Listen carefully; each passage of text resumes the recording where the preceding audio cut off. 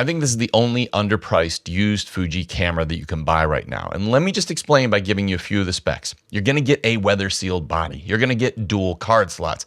You're gonna get in-body image stabilization, DCI 4K video that can be used in F-Log footage, and 10 of Fujifilm's most popular film simulations. In addition to that, you're going to pay about 24% of the price of Fujifilm's X-H2S or 30% of the price of Fujifilm's X-H2. And this is about the same price as an entry-level Sony or Canon camera right now. And when you pair this camera with a variety of really affordable lenses that I love to cover on this channel, some of them starting at about $60, you are getting that complete Fujifilm shooting experience. I'll put a link to all the budget X-mount lenses that I recommend, and everything you're going to see in this video was shot on affordable third-party lenses. This is the Fujifilm X-H1, and in most cases, the photo and video quality that you're going to get out of this camera is indistinguishable from this Fujifilm X-H2, which is a camera that costs 3 times the price. And people often think that the more expensive cameras mean you get better image quality, but in actual fact, there is almost no difference, and some people actually prefer the images coming out of the older model Fuji cameras, one of the reasons that those cameras have become so expensive on the used market. Now, first of all, we're going to have a look at some raw, unedited photos, and if you look at these two side by side, they are very, very similar, maybe a slight difference in skin tone or saturation. Then we've got a lightly edited photo. Once again, they are almost indistinguishable from each other, maybe a little bit of difference in contrast or saturation. And then in this last example, I've got an extreme edit, which I've done a really heavy, strong shadow recovery because this was a high contrast situation. And even pulling up those shadows and pushing and pulling the images, the two images are very, very similar. Now, I should say the X-H2 does have a 40 megapixel sensor, which is going to give you more detail if you crop in, because the X-H1 has a 24 megapixel sensor, but 24 megapixels is still fine and was the gold standard for many, many years. And Sony's current high-end APS-C cameras are only shooting at 26 megapixels right now. And looking at the video quality comparing these two cameras, we've got the Eterna picture profile, which is super popular for a cinematic look, sort of right out of camera, and shooting 4K HQ on the X-H2 and shooting standard 4K on the X-H1. They are virtually indistinguishable from each other. I think the X-H2 has a little bit more magenta and a little bit more saturation in the skin tones. And then if anything, I think actually the X-H1 has a little bit nicer image as far as the color goes. Now, when it comes to video, one of the biggest differences between these two cameras is the F-Log footage. Now, this is only for somebody who's looking to shoot in log footage and grade it. This is probably a very specific group of people, but when you compare the two, the X-H1 shoots in F-Log and it only shoots in 8-bit image, where the X-H2 shoots in 10-bit and it shoots F-Log 2. So you're gonna get a little bit more flexibility, but in real world use, even in reasonably high contrast situations, when I shot them side by side and moved the log footage around, I actually found that they came up very, very similar. And I think unless you really miss exposure badly or you're in a super high contrast situation where you need that maximum dynamic range, you're probably going to struggle to tell the difference between the F-Log footage out of the X-H1 and the F-Log 2 10-bit out of the X-H2. And both of the cameras have IBIS and they both perform very similarly. And in theory, the X-H2 has a better IBIS system and is rated to more stops.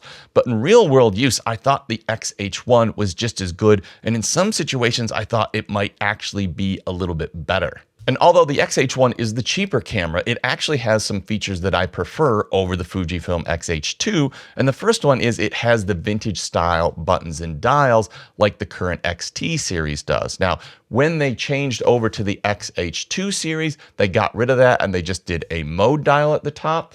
But this has that XT series style of buttons and dials. So you've got control of your shutter speed and your aperture on the top of the camera, which I actually prefer. And this kind of gives you the best of both worlds between the XH series and the XT series. And I kind of wish they would have left the cameras that way because I prefer that.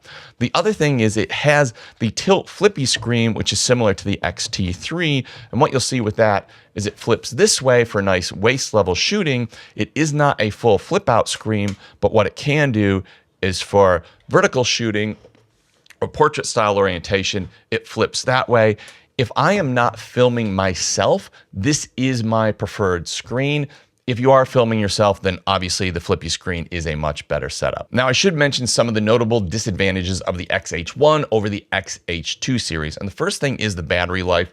You're getting a significantly smaller battery, you're getting less shots in photo and shorter runtime in video. This new series, XH series, has this battery, which is the same as the GFX series of cameras, the big medium format sensors. So you get great battery life, where you get a pretty meager battery life, particularly when you're using the IBIS with these smaller batteries. The other thing you'll find is the new series does have better autofocus. Now, I say that with a bit of a caveat. I have not upgraded my XH2 to the new firmwares that Fuji has brought out because it's actually made things worse. But on the firmware that I'm on, the XH2 is definitely a better autofocus, particularly in video.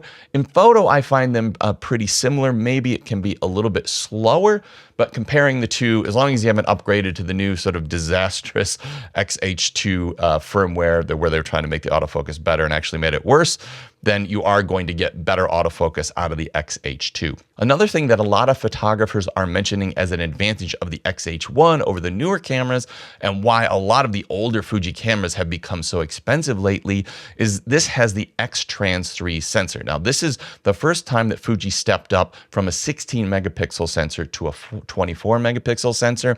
And a lot of photographers consider the older X-Trans sensors to give a more natural and organic image quality. Now, as you've seen in the samples, I think they are very, very similar. But when you do look closely, what you'll see is the skin tones in the older sensors are a little bit less saturated. And overall, the images probably do look a little bit more organic.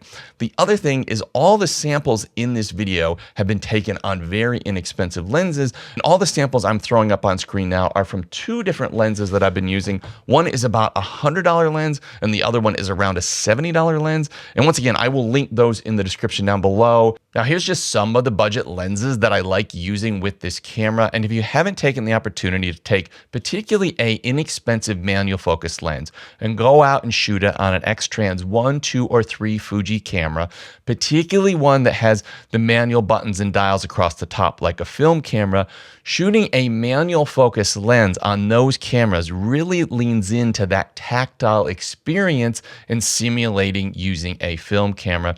And I find it a much more enjoyable experience, and it just kind of leans into that Fuji experience. Now, if you're a person that is afraid of manual focus, I tell you, don't be. It's actually not that hard, and you will probably enjoy it. But if you are and you can't get over that, I also have in the list some autofocus lenses that aren't very expensive, and they start from about $129 or something like that. And the image quality you can get out of those lenses is absolutely incredible. And then I do have a couple of more expensive lenses here. These are f1.2 aperture lenses, and some of the early sample photos of the comparisons between the XH1 and the XH2 were taken with those lenses. But don't be afraid to go out and buy one of these older X-Trans sensors. Buy yourself a $60 or $100 manual focus lens. And I tell you, that is probably as much fun as I have going out capturing photos or videos. And I would actually rather do that than use one of my $2,000 or $3,000 cameras. And as far as these older X-Trans sensors go, the Fujifilm X-H1 is the best camera that ever had an X-Trans 3 sensor and below. So if you're looking to get that organic image quality, that kind of old school, very natural image that people are so keen on with these older Fuji cameras, this one is the best one as far as what you're going to get in the functions of the camera. Now, if you're looking at budget cameras, you're probably also looking at budget lenses. And I've just thrown a video on screen now. These are ultra budget APS-C lenses, perfect for any Fuji camera. And the prices of those lenses start at $20. So if you're looking to shoot photo or video on a budget, I suggest you check out that video.